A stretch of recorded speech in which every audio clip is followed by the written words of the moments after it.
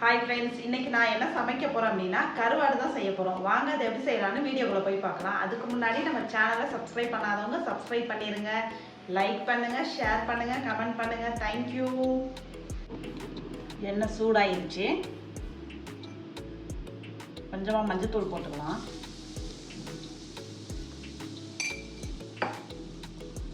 சின்ன வெங்காயம் உரிச்சு போட்டிருக்கேன்.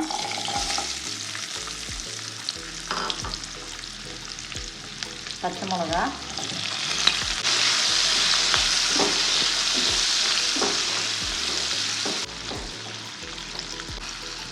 வெங்காயமும் பச்சை மிளகாவும் பாதி வெந்ததுக்கப்புறம் நம்ம கருவாடு சேர்த்துக்கலாம். நெய் மீன் கருவாடு தான் வச்சுருக்கேன், இது சேர்த்துக்கலாம். நம்ம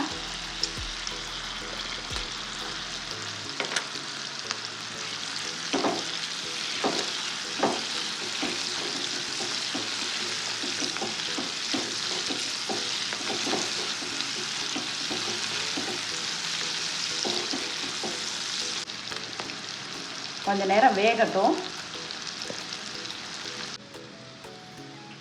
பச்சை மிளகா, வெங்காயம், கருவாடு எல்லாமே நல்லா வெந்துருச்சு. இப்போது நம்ம ஒரு பவுலில் எடுத்து மாற்றிக்கலாம்.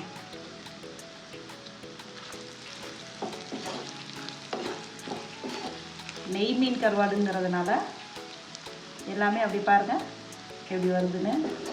இந்த மாதிரி தான் வரும்.